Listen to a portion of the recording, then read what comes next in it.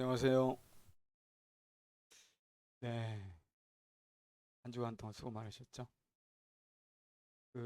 코로나 또 독감, 이 친구들이 갑자기 우리 아이들에게 많이 찾아와가지고 지금 아이들도 지금 독감으로 많이 고생하면서 엄마 아빠도 어, 고생하면서 오늘 어, 온라인으로 예배드리는 분들이 많은 것 같습니다. 빨리 다 나으시고 건강을 회복하시고 이번 한 주는 더 힘차게 할 수 있길 바랍니다. 오늘 자족을 누리는 일체의 비결이다 이런 점을 가지고 함께 유명한 말씀이죠. 나누도록 하겠습니다. 덥습니다. 벌써부터 동해 바닷가가 그리워집니다. 가고 싶네요. 바닷가에 가면 가장 먼저 보는 것은 아, 바위들과 모래사장에 부딪히는 파도입니다. 철썩철썩. 어느 날에 가도 어느 계절에 가도 파도는 치고 크든 작든 항상 밀려오더라고요. 언젠가 제가 느낀 건데 마치 저 끊임없이 밀려드는 파도가 사람 마음 같구나. 어떻습니까? 사람 마음에는 끝없는 감정의 파도가 일어나죠. 큰 파도, 작은 파도. 어떤 때는 모든 것을 집어삼킬 것 같은 집채만한 감정의 파도가 일어나기도 합니다. 근데 정말 건강한 사람들은 그런 다양한 감정을 잘 처리하는 것 같아요. 이제 좀 부족할수록 감정 처리 잘 못해가지고 가까운 사람들에게 되게 상처를 줘요. 본인도 되게 괴로워하죠. 저도 자유롭지 못합니다. 얼마 전에 그게 안 되니까 잠도 못 자겠더라고요. 빌립보서를 보니 바울의 감정 표현이 잘 드러나 있습니다. 좀 까칠한 눈으로 보면은 마치 바울이요. 뭐 감정의 롤러코스터 타는 것 같아요. 기뻤다가 슬펐다가. 1장 3절에 우리 다 봤었죠? 감사하다. 여러분 생각할 때마다. 18절도 기뻐하고 기뻐하겠다. 약간 좋았죠. 근데 23절에서 빨리 죽어서 나 세상 떠나고 싶다. 이렇게 바울이 이야기하죠. 그러더니 2장 17, 18절에서는 나는 기뻐하고 기뻐하리니 함께 기뻐하자 호소하기도 하고요. 19절에서는 위로받고 싶다고 얘기해요. 3장 27절에서는 근심 위에 근심이 있다고 근심을 토로하고 오늘 본문도 보니까 10절에서는 10절에서는 뭐라고 했습니까? 크게 기뻐한다. 여기서 크게 기뻐한다는 것은 헬라어로 보면은 이 다이너마이트를 한꺼번에 꽉 폭파시키는 것 같은 그런 폭발적인 기쁨을 말해요. 그런데 14절에서는 사실 괴로웠다고 얘기합니다. 어때요, 여러분? 바울은 자기 감정을 잘 표현을 해요. 긍정의 감정, 부정의 감정. 억누르지 않아요. 그런데 성숙하게 표현하는 거죠. 왜냐하면 바울의 이 감정 표현을 듣고 아무도 상처를 받지 않아요. 오히려 그걸 듣는 사람들이 바울을 이해하게 됩니다. 바울이 그랬구나. 여러분 이런 감정 표현이 서신서에 없으면 우리가 바울 이해하겠어요? 막 기쁨, 슬픔, 좌절, 염려, 두려움, 또 기쁨 막 이런 걸 다 나타내잖아요. 그러니까 우리가 바울을 공감하는 거예요. 우리는 바울도 인간으로서 기쁨과 슬픔과 또 분노, 감사 그리고 불평이 공존하지만 그것들을 건강하게 표현하면서 마음의 상처로 가지고 있지 않구나 하는 것을 알게 되죠. 그러니까 뭔가 있는 겁니다. 야, 바울이라는 사람은 어떻게 그럴 수가 있을까? 감정 표현을 적절하게 하니까 자기도 되게 자유하고 듣는 사람도 상처를 받는 게 아니라 오히려 이해를 하게 되고 그러면 우리 관계가 되게 좋아지겠잖아요. 우리 너무 서툴러 공격적으로 감정 표현을 많이 하죠. 그 비결을 한번 생각해 봅시다. 이미 설명드렸지만 10절에서 바울은 엄청난 기쁨을 표현해요. 뭐가 그렇게 바울을 기쁘게 했나요? 이어지는 말씀이죠. 너희가 나를 생각하던 것이 이제 다시 싹이 남이니 너희가 또한 이를 위하여 생각은 하였으나 기회가 없었느니라. 아마도 빌립보 교회가 바울이 기대하고 있던 도움을 제때 잘 주지 못했던 것 같아요. 그런데 의도적인 것이 아니라 무슨 이유가 있었죠. 그래서 바울은 변호하듯 말합니다. 너희 당신들이 정말 늘 생각하고 있는데 적절한 기회를 잘 얻지 못해서 이렇게 이제 다시 싹이 난다. 그러면서 되게 기뻐했습니다. 보통 기뻐한 게 아니죠.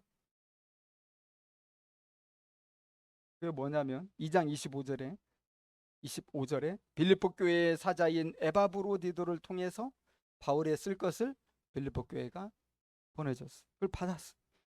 4장 18절 보니까 바울의 궁핍한 형편을 풍족하게 할 만한 정도로 많은 것이었어. 그래서 하나님이 기쁘시게 받을 만한 향기로운 제물이다. 아마 돈 그리고 필요한 물품들 이런 거였죠. 그런데 바울의 감정을 크게 표현한 이 10절 말씀이 좀 오해를 불러일으킬 만한 말일 수도 있겠다 이런 생각이 들어요. 왜냐하면 돈 보냈더니 그거 받고 성경에 딱 한 번 나오는 말이에요. 이게 크게 기뻐한다가 가장 이 기쁨의 감정을 폭발적으로 고백을 한 거죠. 크게 내가 기뻐한다. 이 오해가 될 만한 거 아닙니까? 야 정말 돈 보내줬더니 그것 받고 그렇게 기뻐하네. 바울도 정말 사람이구나. 야 그렇게 바울 안 받는데 좀 돈 좀 밝히네. 근데 바울이 그런 오해를 좀 예상한 것 같아요. 그래서 바울이 이어서 하는 말이 있죠. 근데 사실 11절 같은데 그게 아니고 원문의 이 구성상 보면 14절로 바로 이어진다는 걸 알 수가 있는데 14절에서 뭐라고 했습니까? 그러나 너희가 내 괴로움에 함께 참여하였으니 잘하였도다 얘기하는 겁니다. 기다리던 후원금과 필요한 물품이 왔으니 당연히 감사하고 기뻐했겠지만 여러분 그렇게 특별한 단어를 써서 폭발적 기쁨을 표현한 것은 빌립보 교회 성도들이 자기가 당한 괴로움을 다 알고 있고 이해하고 있고 그것에 함께 참여하고 있구나 하는 것을 바울이 깊이 깨닫게 됐다는 거예요. 그래서 그것으로 위로를 크게 받았기 때문에 그런 기쁨을 표현한 겁니다. 그래서 바울이 이제 돌이켜 본 것 같아요. 빌립보 교회 성도들이 그렇게 자기와 지난 날 동안 함께 해온 것이 한두 번이 아니라는 거예요. 상당히 지속적으로 항상 나의 괴로움, 내가 괴로울 때 옆에 있어줬다 하는 거죠. 15절에 보면 어떻게 나옵니까? 복음의 시초부터 주고받는 일들을 계속한 교회가 빌립보 교회였고요. 많은 교회들 중에 유일하게 빌립보 교회만 그렇게 했어요. 그러니까 그때부터 빌립보 교회가 어떻게 이 복음이 증거되고 하나님의 선교가 이루어지는 그 고난의 현장에서 통역해 왔는가를 묵상하게 되는 거죠. 데살로니가에 있을 때는 어떻게 했습니까? 여러 번 그렇게 쓸 것을 공급해 주었다 고백하죠. 그래서 바울은 에바브로디도 편에 그 후원금과 물품 받으면서 빌립보 교회의 일관된 헌신과 성실한 통역자 모습을 보았고 그로 인해 자신의 괴로움에 정말로 동참해주는 친구로 느꼈기 때문에 이렇게 큰 기쁨을 표현한 거죠. 그리고 여러분 사실 이 빌립보 교회가 부자 교회였다면 그 감동이 좀 덜했을지도 모르겠어요. 우리는 빌립보 교회가 야 로마의 그 어떤 치칼시처럼 그렇게 로마 문화가 이 가득한 부유한 도시에 있으니까 빌립보 교회도 부자 교회가 아니었을까 이게 생각하기 쉽잖아요. 근데 그때는 일단은 규모가 작으니까 뭐 성도들이 뭐 중산층이 많이 있을 수도 있겠다 생각이 들지만 일단 교회 규모가 작잖아요. 뭐 오늘날처럼 무슨 10,000명 뭐 50,000명 모이는 게 아니니까 몇십 명 모일 텐데. 그리고 다른 서신서를 보니까 사실 빌립보 교회가 되게 가난한 교회다 이런 걸 우리가 알 수 있거든요. 고린도서 8장 1절 2절에 이렇게 돼 있어요. 형제들아 하나님께서 마케도냐 교회들에게 주신 은혜를 너에게 알리노니 환난의 많은 시련 가운데서 그들의 넘치는 기쁨과 극심한 가난이 그들의 풍성한 연보를 넘치도록 하게 하였느니라. 마케도냐 교회들의 대표가 어디입니까? 빌립보 교회거든요. 마케도냐의 첫 성이 빌립보였잖아요. 거기서 루디아 만났고. 그런데 바울이 얘기하는 거죠. 고린도 교회 성도들에게 하나님께서 마게도냐 교회들에게 주신 은혜를 내가 너에게 알리고 싶다. 어떤 은혜입니까? 이 대표적으로 빌립보 교회로 얘기할 수 있는 마게도냐 교회들이 환란에 많은 시련 중에 있었고 극심한 가운데 있었지만 연보를 어떻게 했다는 겁니까? 풍성하게 했다는 거예요. 그래서 바울이 이것을 자랑하고 싶은 거예요. 고린도 성도들에게 이렇게 환란이 많고 이렇게 가난한데 여러 형제들이요, 이 빌립보 교회가 마게도냐 교회들이 이렇게 풍성하게 연보를 했습니다. 제가 너무 하나님께 감사가 됩니다. 연보는 뭐죠? 연보는 보통 구제 헌금을 말하고요. 지금 예루살렘 흉년이 든 예루살렘 교회를 위한 구제 헌금을 받으러 바울이 막 돌아다니고 있잖아요. 그런 가운데서 빌립보 교회가 이렇게 헌신했다는 거예요. 빌립보 교회가 그렇게 할 수 있었던 것은 주께서 주시는 이 기쁨이 있는 거예요. 그래서 가난하고 환란이 있었지만 주님이 주시는 기쁨이 있었기 때문에 빌립보 교회가 자족하고 있었던 거예요. 그렇기 때문에 풍성하게 연보를 하는 겁니다.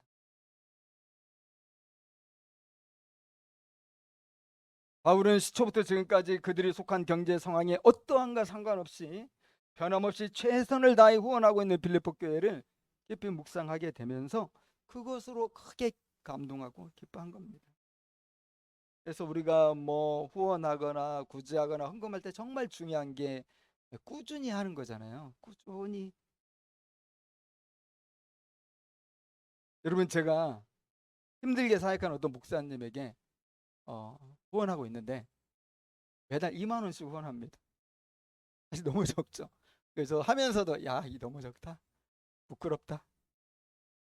그런데요, 제가 감사한 마음이 든 게 뭐냐면 이분이 그 적은 것도 되게 기쁘게 생각하더라고요. 왜 기쁘게 생각하는지 말을 하는데, 그래도 목사님이 그렇게 후원할 때마다 저를 잠시라도 생각하고 기억해주고 기도해줄 거 아닙니까? 저는 그런 그걸 떠나서 저를 기억해주고 기도해주는 한 사람이 있는 것이 저는 너무나 기쁘고 감사하다. 그 말 들으니까 저도 참 감사가 되더라. 여러분, 우리는 왜 바울이 그렇게 크게 기뻐했는지 그 참된 원인을 우리가 봤습니다. 자, 그리고 우리가 또 주목해야 될 본문 말씀이 있는데 그 유명한 11절에서 13절이죠. 한 주석가는요, 이 구절을 격가지 구절이라고 그랬어요. 격가지 구절이라는 게 뭐죠? 사실 없어도 되는 구절이다. 이제 핵심은 다 이해했다. 14절까지. 중간에 11에서 13절은 사실 없어도 되는데 바울이 특별히 보충한 말씀이고요. 그럼에도 불구하고 이 말씀이 현대 기독교인들에게 얼마나 많이 인용되는 말씀입니까? 가족이다, 내가 뭐든 할 수 있다. 빌사일삼은 정말로 중요하고 정말로 애용되는 구절 아닙니까? 그래서 참 그래도 이렇게 격가지 구절이지만 이렇게 해가지고 참 성도들에게 크리스찬들이 큰 힘이 되고 있다. 감사한데 이걸 우리 정확히 이해하는 게 필요하겠죠. 11절은 우리 읽어보지만 무슨 뜻이에요? 바울이 빌립보 교회 성도들의 헌금이 오기 전에도 이미 바울은 자족하고 있었다는 걸 얘기해 주는 구절이거든요. 그러면서 12절에서 반복적으로 두 단어들을 대조시켜 놓고 있어요. 비천과 풍부, 배부름과 배고픔, 풍부와 궁핍. 매우 극단적인 상황이죠. 이런 대조의 뜻은 뭘 말하겠어요? 어떤 극단적 상황과 갑작스러운 환경의 변화에도 바울은 자족할 줄 알게 되었다. 이것이 여러분 바울의 자족신앙입니다. 한 가지 이제 인상적인 것은 그 일체의 비결을 배웠다고 그랬거든요. 그래서 배웠다는 말이 반복이 돼요. 11절에서 배웠다고 그랬죠. 12절도 배웠다고 그랬죠. 그래서 우리가 뭘 알 수 있나요? 이 놀라운 이 자족이라는 이 비결, 일체의 이 비결은 하나님이 갑자기 하늘에서 준 선물이 아니라는 거죠. 타고나면서 바울에겐 특별히 가진 은사인가? 그것도 아니라는 거죠. 그럼 뭐라는 겁니까? 되게 후천적이라는 거라는 거예요. 이 놀라운 이 자족의 이 비결은 바울이 배운 거예요. 삶을 통해 배워가지고 그런 것을 가지게 된 거니까 우리에게 희망이 되는 거야. 아, 우리도 바울처럼 얼마든지 될 수 있겠네. 배우면 되잖아. 그죠? 여러분 잘 배웁시다. 이 성품 가지면 얼마나 좋겠어요. 뭐 상황이 휘둘리지 않잖아요. 환경에 노예가 되지 않잖아요. 오히려 환경을 컨트롤 해버리지. 이런 인격은, 이런 신앙. 바울이 배웠다고 그러니까 많이 희망이 됩니다. 여러분 우리 바울 잠깐 생각해 보면 바울의 젊은 시절 어땠습니까? 바울은 정말 예수님 만나기 전만 해도 그 새로운 하나님 나라 가치관을 갖기 전에 야망이 가득한 정말 피 끓는 청년이었죠. 청년 사울이었습니다. 청년 사울은 그 당시 똑똑해가지고요 정말 공부도 잘하고 열정도 대단해서 가말리엘이라는 일단 그 당시 그 세계에서 가장 유명한 랍비의 문화생으로 들어갈 정도고 거기서 수학할 정도였고요. 사실 바리새인은 전국에 한 5천 명, 6천 명밖에 안 돼요. 바리새인 많은 수가 아니에요. 누구나 들어갈 수 있는 곳이 아니에요. 그런데 이 청년 사울은 벌써 바리새인에 속해 있고요. 그리고 바울은 뭐라고 얘기했죠? 나는 바리새인 중에도 바리새인이다 이렇게 말할 정도니까 되게 바리새인 중에서도 앞서가는 그룹에 있었겠다. 충분히 상상할 수 있어요.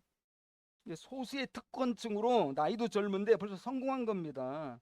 오늘날로 치면 하버드 법대 정도 나오고 유망한 젊은 정치인 정도 되는 사람 할 수 있겠어요. 우리 여당에 그런 사람 있죠. 그러나 바울은 만족하지 않았어요. 더 성공하기를 원했고요. 더 많은 업적과 명예를 얻으려 하고자 최선을 다했습니다. 그때 이 바리새파가 이 유대교가 가장 이 적대적으로 생각했던 게 예수교 아닙니까? 나사렛 예수교 이단이라고 선포했어요. 그래서 예수 믿는 자들을 다 잡아들여라. 이게 이제 대포고령이 떨어진 거잖아요. 신흥 이단 예수쟁이들 포박하는 일에 가장 앞장서 사람이 이 청년 사울이잖아. 그만큼 성공의 야망이 큰 사람이에요. 그만큼 빨리 더 성공하고 싶었고 유명해지고 싶었고 돈 많이 벌고 싶었고 그래서 스테반을 죽이는데도 협력했고요.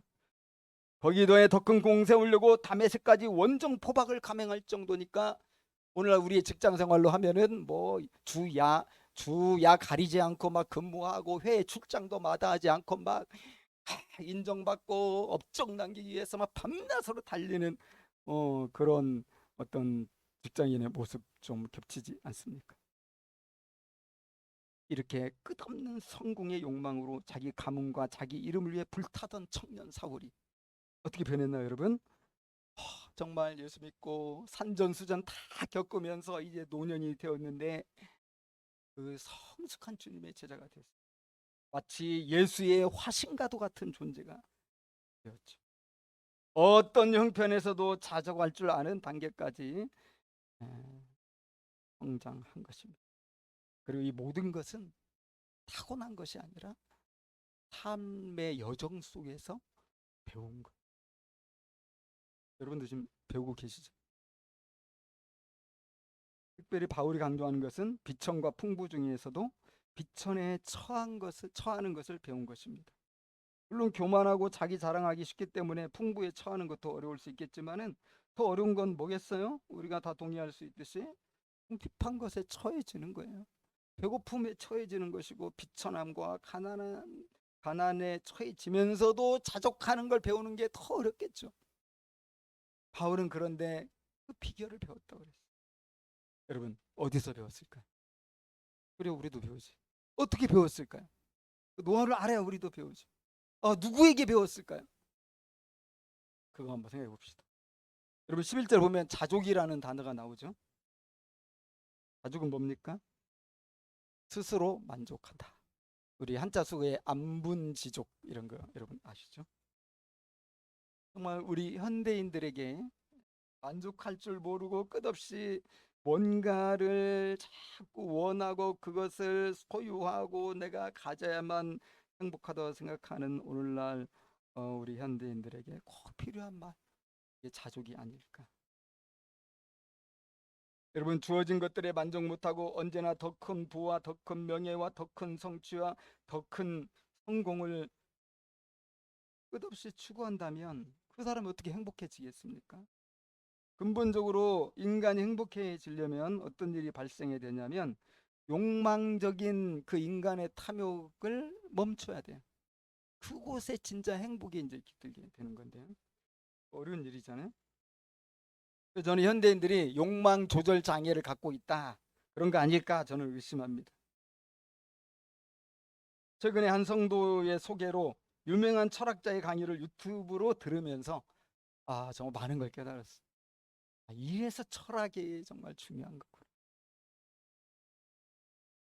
이렇게 감사하면서 여러분도 중요한 좋은 강의 있으면 저한테 이렇게 보내주세요.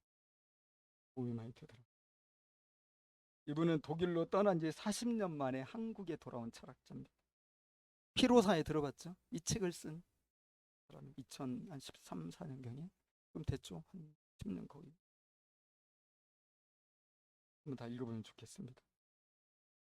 피로사회, 또 여러 책들을 썼는데 이런 책들에 대한 세계적인 찬사가 이루어져요. 이 차이트라는 독일 시사주간지에서 대단한 기획이고 놀랍도록 자극적인 에세이다. 자극 받고 싶지 않습니까? 이 지적 자극. 이 책 읽어보면 됐죠? 프랑크푸르트 알게메이너 타이통은 이제까지 존재하지 않았던 새로운 문화 비평의 등장을 예고한다. 그의 철학적 명성은 스페인에까지 퍼졌는데 스페인의 일간지 엘파이스에서는 이 철학자의 명성이 벌써 세계적이 되었다고 인정을 하는데요. 이렇게 말했어요. 세계에서 가장 널리 읽히는 살아있는 독일 철학자는 한국인이다. 그의 이름은 한병철이다. 극찬이죠. 우리가 흔히 듣는 얘기 중에 그런 얘기 있잖아요.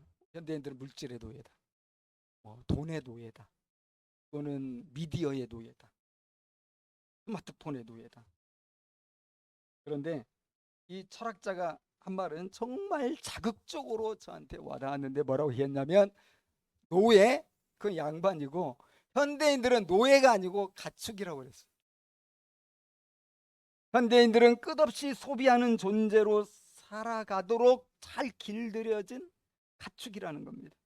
그래서 절대 만족도 없고 절대 행복도 누릴 수 없다는 겁니다. 여러분, 우리 오늘날 우리들이 모두 그거지 않습니까? 잠을 잘 때까지 핸드폰을 손에서 잘 못 놓잖아.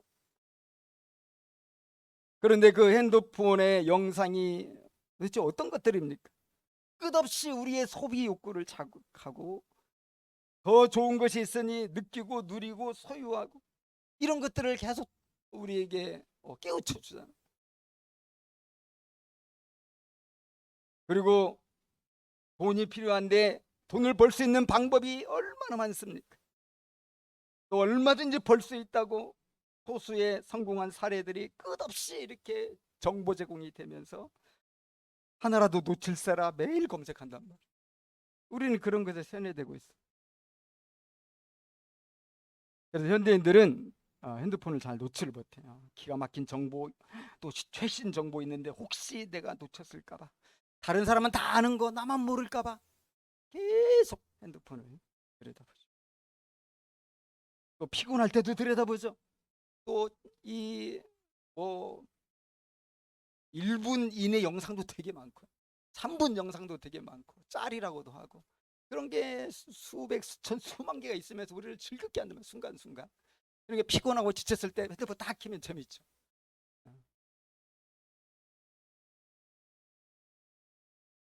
또 그런 것만 있는 게 아니라 카톡이 언제든지 우리를 소환하잖아요. 그래서 그 결과 생긴 현대인들의 특징을 이 철학자가 얘기하는데 그 뭐냐, 현대인들은 한 곳에 오래 머무를 줄을 모른다. 계속 이 정보가 떴다 사라지고 떴다 사라지기 때문에 거기에 우리 눈이 꽂혀가지고 맨날 그것만 쳐다보느라고 뭔가 좀 진득하게 한 30분, 1시간 정도 어떤 한 주제를 가지고 오래 생각하는 이 능력을 잃어버렸다는 거예요. 되게 감각적인 사람이 되고요. 되게 이 즉흥적인 사람이 될 수밖에 없잖아요. 그러니까 내 속에 끊임없이 일어난 이 파도치는 감정을 잘 절제할 줄도 몰라. 이게 폭발하는 거죠. 점점 생각이 짧은 존재가 되는 것입니다. 장시간 머물러 사유하지 못함으로써 우리는 가축처럼 되어가는 거예요. 여러분, 노예와 가축의 차이가 뭘까요? 이것도 참 와닿는데요. 노예는 군말 없이 소처럼 일하다가도 참고 참죠. 그러다가도 못 참을 때가 있어요. 노예가 못 참으면 어떤 일이 벌어지죠? 노예의 저항이 일어나고 노예의 반란이 일어나고 노예들이 혁명을 일으킵니다. 우리 인류 역사 속에서 노예들의 혁명이 종종 있었어요. 가축은요? 가축이 혁명하는 거 봤어요? 가축은 절대로 저항하지 않아요. 저항을 할 줄 몰라요. 왜냐하면 주는 대로 먹어야 되고 더 많은 것을 먹으려고 쫓아다녀야 되기 때문에, 그러다가 때가 임하면 결국은 도살당합니다.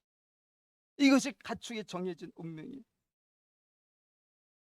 이 철학자는 핸드폰이 현대인의 도구로 시작되었지만 주객이 전도돼 현대인들의 주인이 되었고 현대인들의 뇌를 조종한다고 합니다.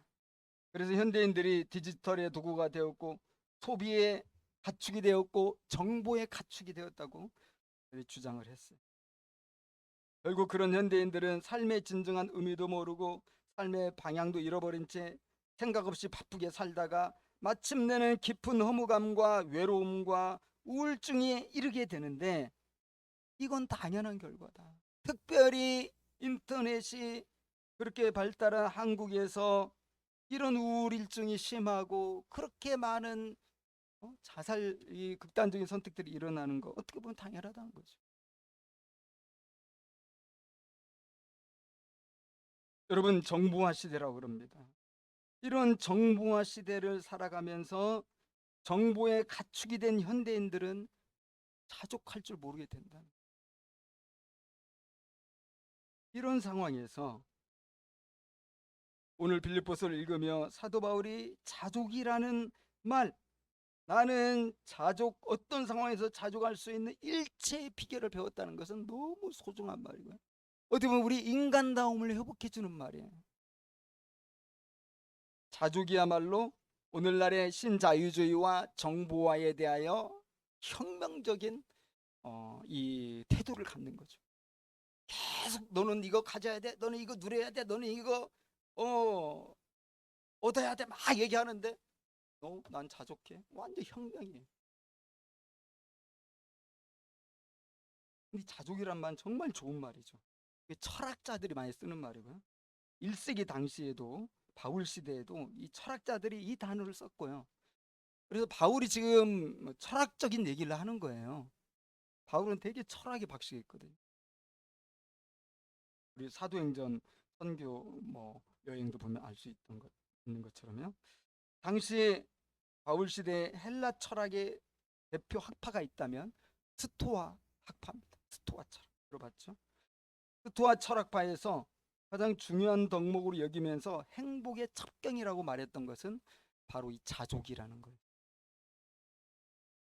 여러분, 세네카라는 유명한 철학자 들어봤을 텐데요. 그는 당시 스토아 철학자의 대표 철학자였고요. 근데 실질적으로 정치가이기도 했어요. 그래서 로마의 아주 힘있는 정치가였고 네로 황제의 선생님이기도 했죠. 철학 스승이.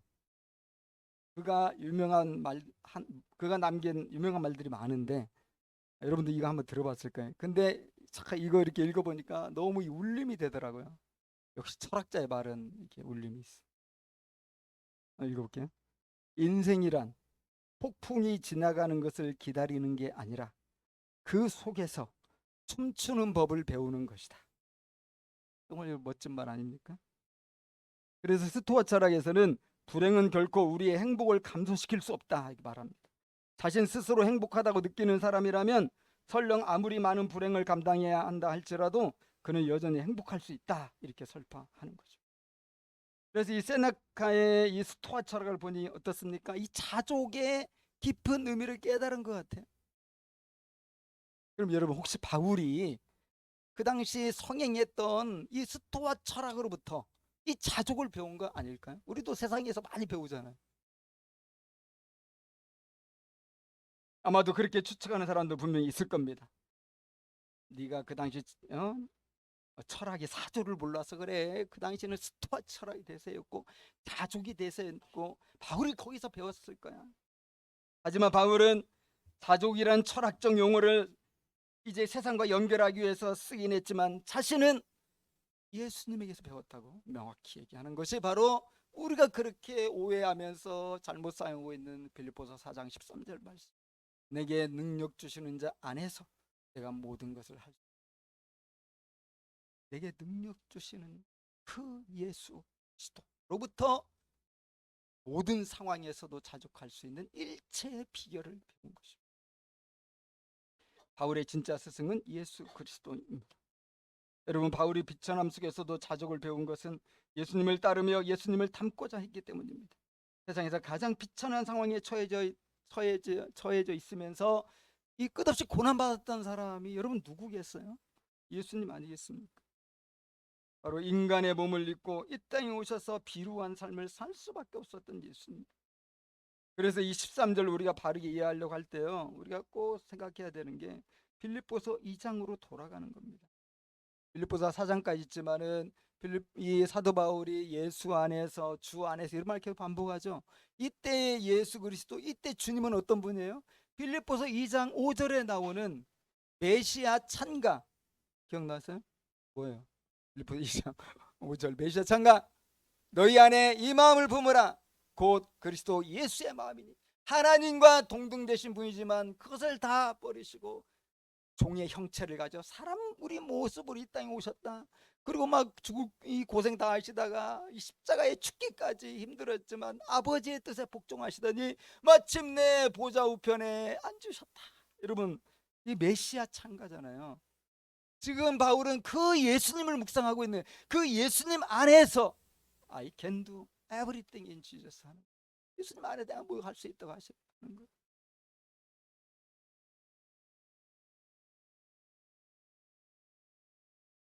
여러분, 극적인 변화가 있다고 합시다. 갑자기 신분이 상승하는 변화입니다. 반대로 신분이 추락하는 변화도 있습니다.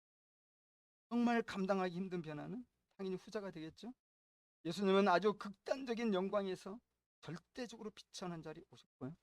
그 예수님 당하신 수모는 말로 다 할 수 없는 겁니다. 우리가 복음서에서 확인했듯이요. 그런데 바울이 그런 예수님이 영광의 하나님이라는 사실을 깊이 깨닫고 그때부터 예수님의 제자가 되었어요. 부활하신 예수님을 확신하고 하나님 나라를 전하는 일에 헌신했고, 그러면서 십자가의 길을 갔고, 바울도 얼마나 많은 고난을 당했어요. 40에 하나 감한배를 여러 번 맞았다. 한 번만 맞아도 우리는 죽을 텐데 여러 번 맞았다. 생명의 위험, 바다의 위험, 강도의 위험, 배고픔의 이 위험, 온갖 수모와 핍박과 학대와 멸시를 당하면서 바울은 비천을 체험했습니다. 그리고 그 비천함 속에서 주님의 위로를 경험하게 되었고 그것으로부터 자족을 배우게 된 겁니다. 어떻게 되었습니까? 이제 그 어떤 악한 상황도 바울을 잠시 흔들 수 있을지는 몰라도 결코 바울을 넘어뜨릴 수 없게 돼요. 여러분, 그 로마의 그 잔인한 감옥도 바울을 넘어뜨리지 못했어요. 언제 죽을지 모르는 이 사형 선고의 위협도 바울을 위축시키지 못했어요. 사람들의 편견과 비난도 많이 있었지만 그것을 그렇게 절망적으로 받아들이지 않았어요. 심지어 동역자들이 배신하는 일도 있었지만 바울은 넘어지지 않았습니다. 우리가 아는 것처럼 몸에 심각한 질병도 있었습니다. 여러 가지 고통이 있었지만 그것은 바울을 또 흔들 수 없어요. 왜냐하면 예수님 안에서 자족을 누리는 일체의 비결은, 그래서 13절에서 바울이 모든 것을 할 수 있다는 것은 원하는 것은 다 할 수 있다는 말이 아니라 예수님께 잘 배운 결과 하나님의 나라를 위해서 또 함께 살아가는 이웃들을 구원하기 위해서라면 비천과 궁핍에 얼마든지 처할 수 있는 능력을 나는 가졌다, 이걸 얘기하는 거죠. 그러니까 얼마나 엉뚱하게 이 빌사일삼을 잘못 적용할 수가 있는 겁니까? 여러분 아까 예를 들었지만 이 철학자의 강연의 결론이 궁금하지 않습니까? 정말 센세이셔널합니다. 현대인들이 왜 이렇게 불안한지, 왜 이렇게 감정 조절을 못하는지, 왜 이렇게 행복하지 못한지, 이것을 이 정보화 시대 그리고 정보의 가축 이런 이 키워드로 다 정리를 했는데 너무 설득력 있고요. 고려대에서 강연했는데 막 장난 아니죠, 반응이. 근데 결론을 들었는데 허무했어요. 왜 허무했냐면 해답을 잘 몰라 이분. 그가 이야기하는 최선의 답은 아마 이거였던 것 같아. 교육이 바뀌어야 된다. 근데 교육이 바뀌려면 정치인들이 바뀌어야 되는데 정치인들이 맨날 돈만 알고 권력만 아니기 참 힘들다. 사실 교육이 바뀌고 정치가 바뀌어야 한다는 말을 우리들도 많이 하잖아요. 근데 그렇게밖에 할 수가 없어요. 여러분 그런데 저는 실망하지 않았어요. 왜? 저는 알고 있어요. 이 인문학적 이 철학의 한계를 저는 알고 있거든요. 철학은 끊임없이 질문하는 학문입니다. 왜? 왜? 왜? 인간이 왜 이렇게 불행한가? 과학은 이렇게 발달했는데, 인간이 이렇게 교육 많이 받았는데 왜 인간은 외로움을 느끼는가? 이렇게 사람들 많은데 왜 고독하다고 난리를 치는가? 왜 그런가? 인간은 왜? 끊임없이 질문하는 게 철학이고, 철학이 답을 찾았다? 더 이상 그때부터 철학은 아니에요. 답을 찾으면 철학 아니에요. 철학은 계속 질문을 던지는 거거든요. 그리고 이 현상적인 그 문제의 원인을 찾아가는 게 철학의 역할이에요. 이분이 많은 책을 썼지만 아마 이 해답을 주지 못했을 것 같아요.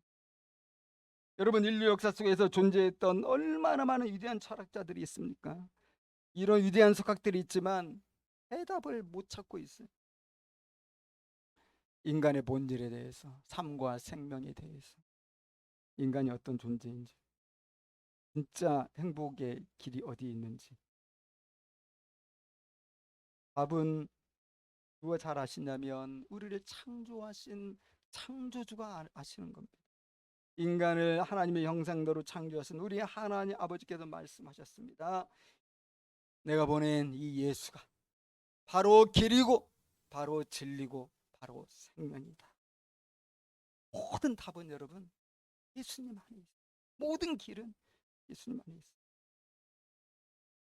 이분이 이제 다른 두 분의 철학 교수들과 대담을 했거든요.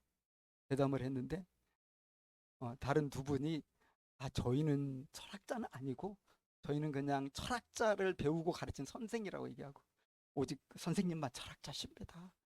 근데 이제 이분은 훨씬 선배니까 그러니까 이분이 철학을 해야 된다 얘기하니까 참 어렵다 얘기하니까 교수를 그만둬라 그러더라고요. 너무 먹고 살고 그래야 되니까 이 교수 자리를 유지하기 위해서 철학을 못하는 거예요. 어, 혼자 깊이 인생의 본질을 사유를 못하는 거예요. 일하느라 바빠가지고. 그러면서 하는 말이 참 와닿지. 뭐냐면 철학자는 배고파야 되고 철학자는 모든 걸 내려놓는 사람만 될 수 있다. 자기는 그 독일 가서 매트리스 하나 주워가지고 10년 동안 그 썩은 매트리스 길거리에서 주워가지고 그걸로 살았대요. 그리고 너무너무 가난하게 살았는데 철학하는 이 소명으로 이렇게 살았다고 하더라고요. 그래서 여러분 철학자가 되는 거예요. 엄청 고생했더라고요. 그리고 고려대 공대 다니다가 전도 유망한 이런 대학에다가 전공 아니겠어요? 다 포기하고 난 철학하러 간다 해가지고 스스로 이렇게 비천을 선택한 거예요. 이게 그 비천함 속에서 진리를 깨달은 거죠. 그런 사람만 사실 위대한 철학자 되는데 저는 예수님이나 바울을 보면 이분보다 훨씬 더 많은 고난을 당한 사람들이에요. 그 속에서 진리를 깨달은 거예요. 진짜 진리를. 여러분 예수님 믿으세요. 예수님이 다예요. 누구보다도 고난을 많이 받으면서 바울도 마찬가지. 누구보다도 완전한 진리. 그 자체가 진리죠. 예수님. 삶과 죽음으로 부활로 다 우리 보여주셨기 때문에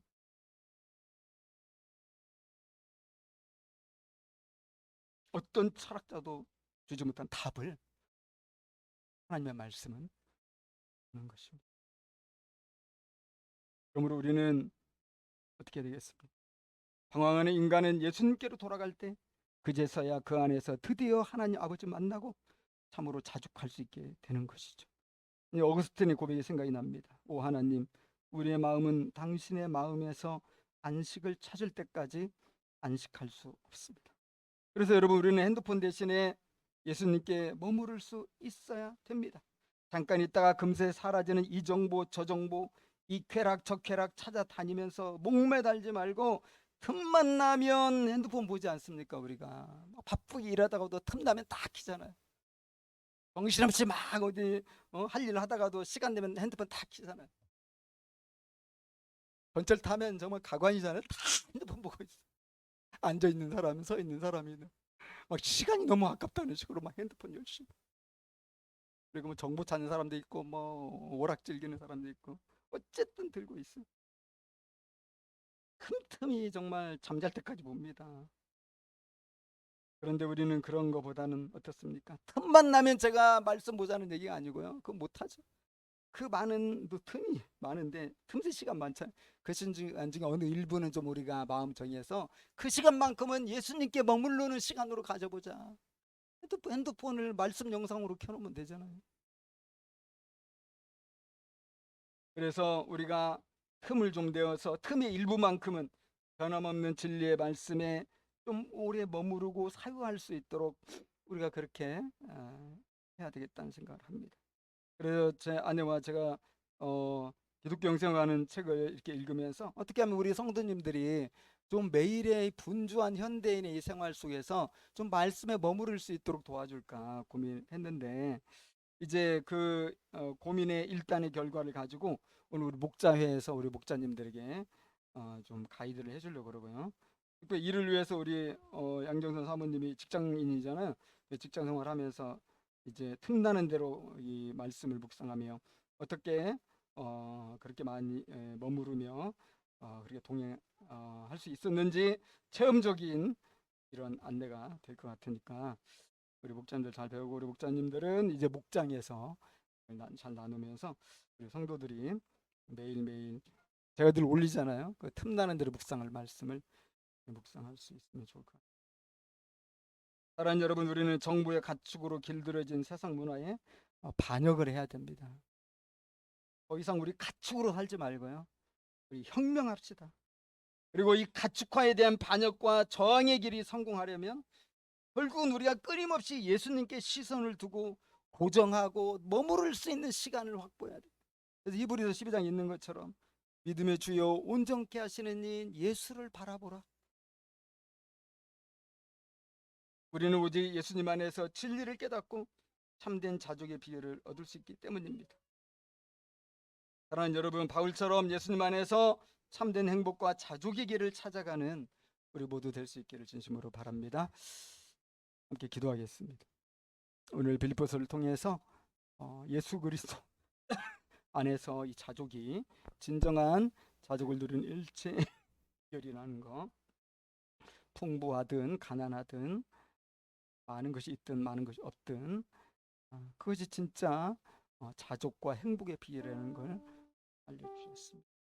우리가 주님 안에서 좀 더 머무는 시간 가질 수 있게 해달라고. 우리가 너무 바쁜 이 정말 정보의 홍수 속에 살아가지만 하나 놓치면 내가 실패할 것 같은 두려움도 있지만 모든 욕망을 내려놓고 잠시 주님의 말씀 앞에 이렇게 사유할 수 있는 시간, 묵상할 수 있는 시간을 가지면서 하루하루 살게 해달라고. 주님, 제가 이렇게 하길 원하니 주님 저를 도와주시고 할 수 있도록 제게 능력을 주십시오. 함께 기도하겠습니다.